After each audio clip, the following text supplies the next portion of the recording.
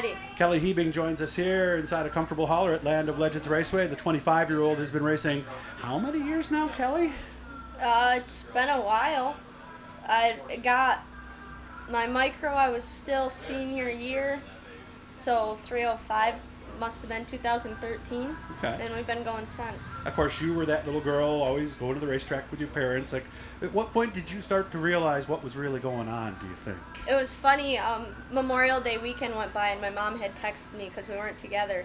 And the text said that this was the first time for her in 29 years that she was not at a racetrack on Memorial Day weekend, which in return made it my first time in 25 years that I was not at a racetrack on Memorial Day weekend. Remember, like and subscribe, guys. This is the new YouTube channel. We're using a lot of the values we did with Doug's Dirt Diary, and we'll be putting new stuff up. And now you get to see the people. Yeah, it's cool. Instead of just hearing them. And we got some things we're gonna do in the shop. We got some pretty big plans. So, what's your earliest memory, and when did you realize that your dad wasn't just a race car driver? He was a little on the other side of it, maybe. Yeah, he's all right. He does all right.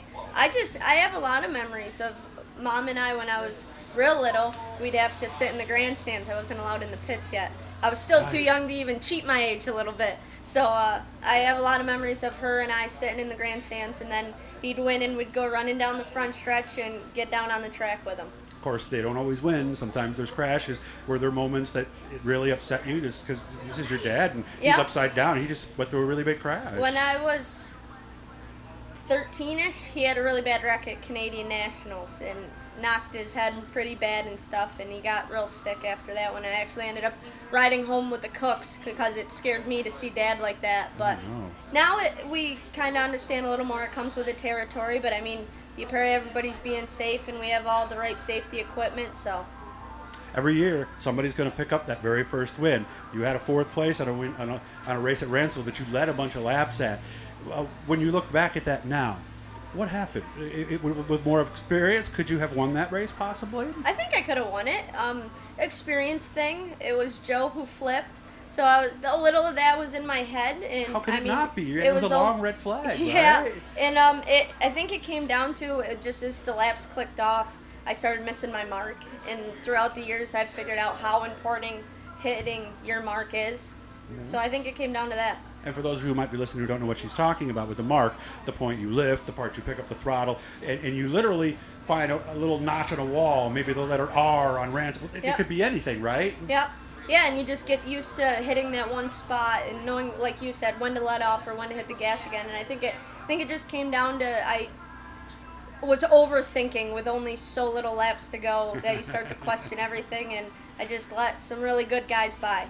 Yeah, don't think, just drive, right? Yep, exactly. But it's not that simple because unlike asphalt racing, the track is changing. So that you've got to be able to know that, man, this bottom's going away. And, oh, there's somebody just went around me. I should have gone up there a couple laps ago.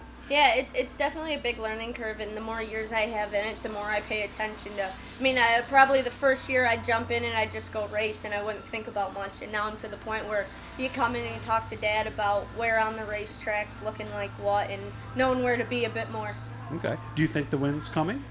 I'd like to think. I mean, it's not, I'm not one of those people that say I can't, just because if you say it right off the bat, you never will. And just the guys we race with, I mean, there's 20 of them that could win on any given night. So it's one of those things. But I'd like to think it's there. I mean, we're fast. It's just we're fast early. And in the features, it takes me a while to get going. At the end of the features, I seem to pick up my pace. Okay. So I just need to put a whole night together. Okay, all right. Are you still a girl racer or are you a racer?